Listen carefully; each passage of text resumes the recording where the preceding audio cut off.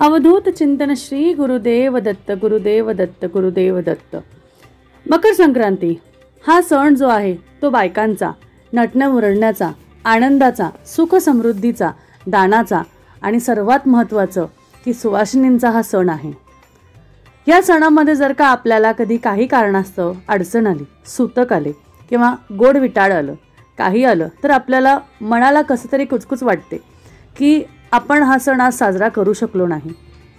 मकर संक्रांतीचा जो हा वर्षाचा पहिला जो सण आहे हा खूप आनंदमयी सण आहे। त्याचबरोबर या सणाचे वैशिष्ट्यसुद्धा खूप आहे। या सणाच्या वेळेस सूर्य जे आहे जे मकर राशीत प्रवेश करतं त्यावेळेस उत्तरायण सुरू होते आणि उत्तरायणपासनं आपल्या सगळ्या ज्या सणावारांच्या ज्या गोष्टी असतात त्या चालू होतात। वर्षाचा पहिला जो हा सण आहे त्याच वेळेस जर का आपल्याला अडचण, सूतक किंवा असल्या गोष्टी आल्या की आपलं मन जरा रुजू करू लागतं आणि त्याला वाटतं की पुढचेही सण असेच जातात की काय। त्यामुळे काहीही अडचण असल्यास तुमच्यासाठी मी हा आजचा व्हिडिओ घेऊन आली आहे, कारण आजच्या व्हिडिओसाठी जी काही तुमची शंका आहे, ज्या काही तुमच्या गोष्टी आहे त्या सगळ्या मी ह्या व्हिडिओमध्ये तुमच्याशी बोलणार आहे। बऱ्याच जणींना सुगड पूजन किंवा खण पूजन करता येत नाही। त्या दिवशी एखाद्याला अडचण असू शकते, सूतक येऊ शकते, गोड विटाळ येऊ शकते। या वेळेस आपल्याला पूजा केलेली चालत नाही। आपल्या ज्या धार्मिक गोष्टींनुसार ज्या गोष्टी ठरलेल्या आहेत त्या आपल्याला पाळाव्याच लागतात, त्यात आड जाऊन आपण काहीच करू शकत नाही। पण यावर पर्याय मात्र बरेचसे आहेत। तर अशा वेळेस आपल्याला प्रश्न पडतो की ववसावे कधी, अडचण आल्यास आपण पूजा कधी करावी। काही कारण जरी असेल, कुठलेही कारण, तुम्हाला प्रवास करू लागला, काहीही गोष्ट असली तरी तुम्ही ती पूजा करायची कधी।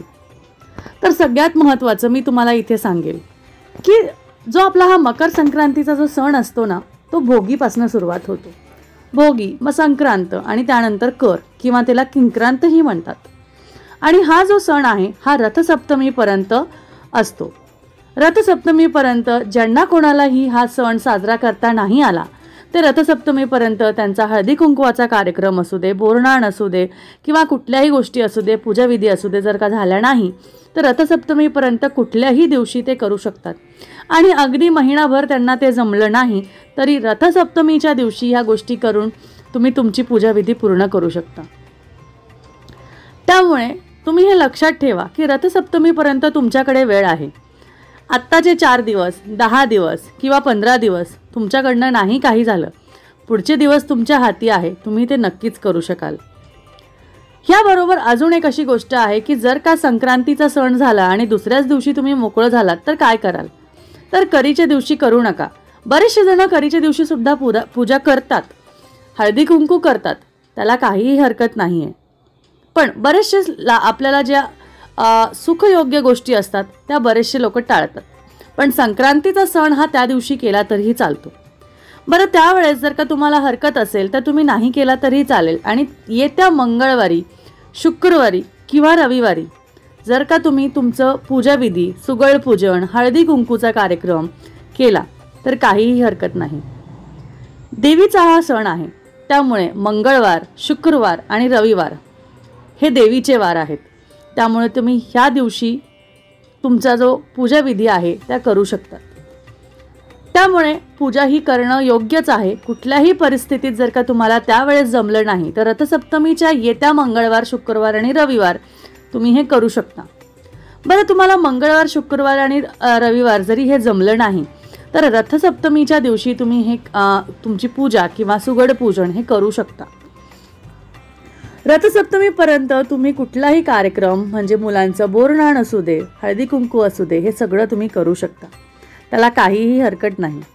त्यामुळे शेवटचा दिवस जो हा आहे रथसप्तमीचा असतो, त्यामुळे त्यावेळेस तुम्ही हे नक्कीच करू शकता। आपण का करतो हळदी कुंकू, सुगड पूजन हे का करतो? का तर आपल्या पतीच्या आयुष्यात भरभराट व्हावी, सुख समृद्धी यावी, भरभराट व्हावी, त्याच नंतर आपल्या घरातले सगळे सुखाने नांदावे, त्यामुळे आपण हा सण साजरा करतो।